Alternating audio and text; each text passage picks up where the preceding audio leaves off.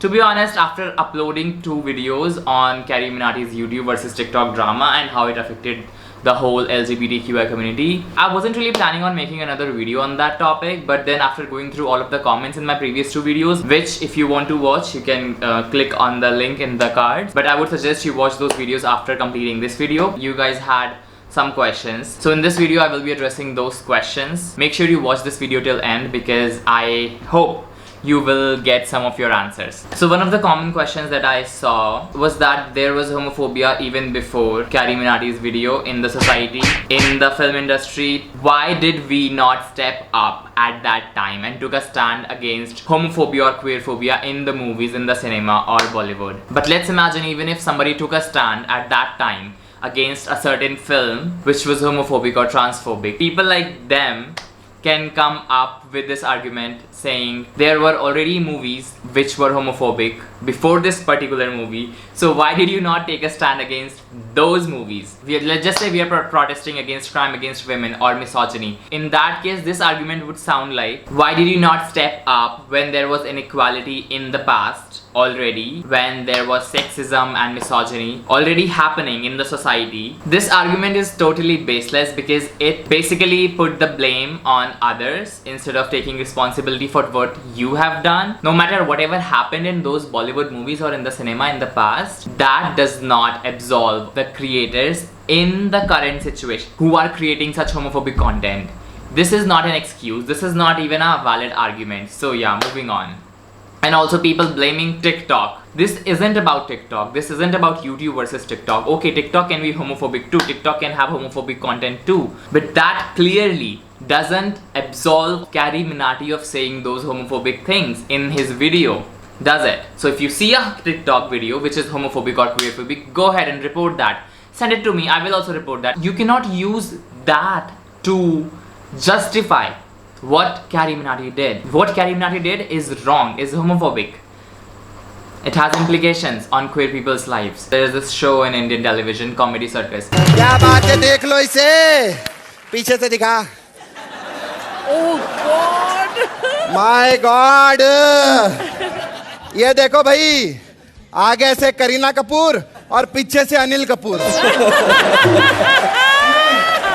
हाँ चला आ जाओ इधर, अब मेरी बारी. चलो जोर से ताली बजाओ.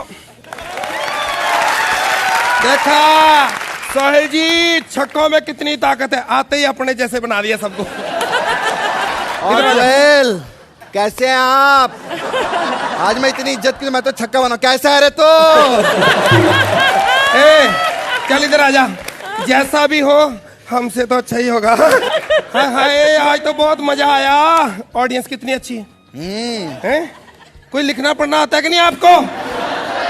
और अर्चना जी, ए राजू के बारे में तू बड़ा खुश हो रहा है.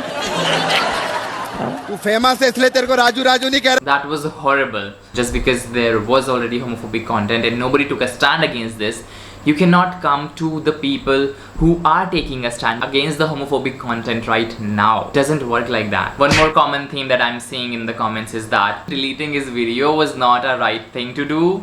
You should have approached him, you should have reached out to him and talked to him in person and then resolve the things. First of all, we already did that. A lot of people tried to reach out to him in person. Secondly, nobody can, not a single person can delete somebody else's video from their channel. Surely they can report, but then it's up to YouTube to keep it or take it down after reviewing it. So it's YouTube who deleted the video. It's not queer community, it's not Rishi, it's not I, it's not none of us. We don't have access to his YouTube account. We can't do that. Final decision to delete the video was YouTube because they must have found things in the video which were not going with their bullying and harassment policy. You can't blame queer people or LGBT community for deleting his video. Some people are saying that Carrie Minati is not homophobic and they are quoting clips from his past videos where he roasted this guy who was speaking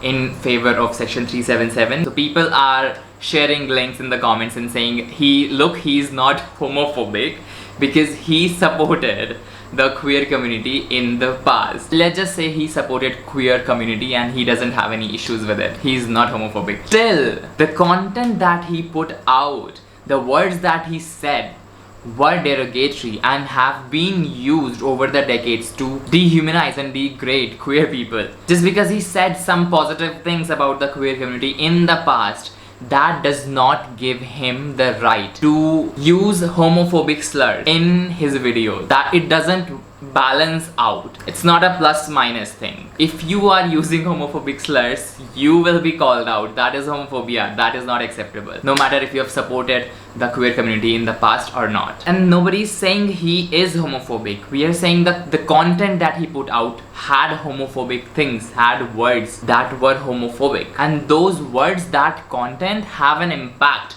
on such a huge audience that consumes his content, who may end up thinking that it is okay or cool to call someone by those homophobic slurs, but it is not. So it is the impact that matters more than the intentions. So this guy is saying in that roasting video, Carrie Minati was roasting another heterosexual person. So how come the LGBTQI or queer community is involved? What he meant is, he is saying he's directing those homophobic slurs towards a heterosexual person, which shouldn't be a problem because he's not saying those homophobic slurs to a queer person. Here is the thing: if you yourself do not identify as a queer person, you have no right to use those words. Doesn't matter if you're addressing a queer person or a heterosexual person, because those words have been used, again I'm stressing on this,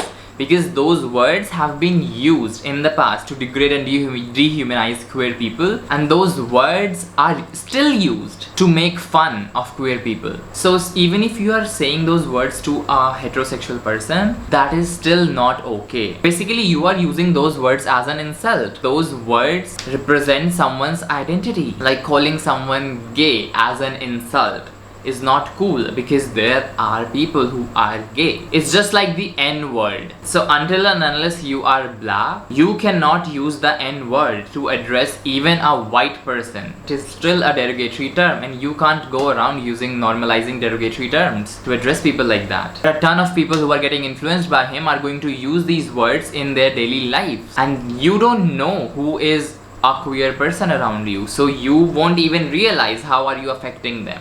This person literally said, rather than focusing on 1.3 billion people shutting their mouth, it is easier to focus on the LGBT community and their needs. What does that even mean? It's like saying if you have a problem with sexism, so rather than educating misogynistic people, it's better to teach women how to get with it. If you have a problem with racism, so rather than focusing on racist people, you should focus on the people who are getting harassed and bullied for being from a particular race and teach them how to get with it. What kind of a bullshit logic is that? First of all, there 1.3 billion is the entire population of our country. So there might be 10% people who belong to the LGBT community, but then again, the other 90% is not our problem. Only the people who are bigoted, transphobic and homophobic, out of those, they are the problem. Straight people are not the problem. So you should get this thing right, and trust me, it's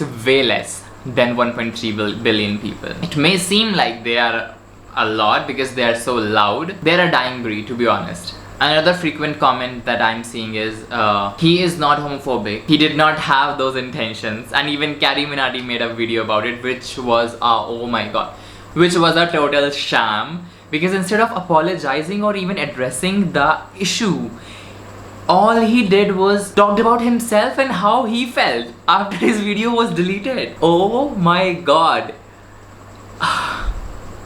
And there are people who are sympathizing with him, that it's so sad that his video was deleted. And what you fail to understand is, queer people are dying every day in this country because of queer phobia, and all you care and see is the hard work and sweat that goes into making a video, into making a YouTube video. Trust me, I am also a YouTuber. I know, I understand how much blood and sweat it takes to make a good quality video, but that is nothing as compared to lives of thousands of queer people. So before you feel sorry or sad for Carrie Minati's deleted video and all the hard work that goes into making YouTube videos, just take a step back. Just search on the internet how difficult it is to be queer, to be LGBTQI and live in a country like India, and how many lives we lose from the queer community because of the homophobia. The blood and sweat that goes into a video can never compare to mental health and lives of thousands of queer people. So that is not even a point. Stop sympathizing with him. So that was it for this video, and I hope you guys found some of your answers. If you want to know more about Carrie Minati's drama, you can watch more videos in this playlist right here. And if you want to watch my first coming out stories, you can tap on this thumbnail right here. And subscribe to the channel by clicking on this circle, by clicking on my face right here. Yeah.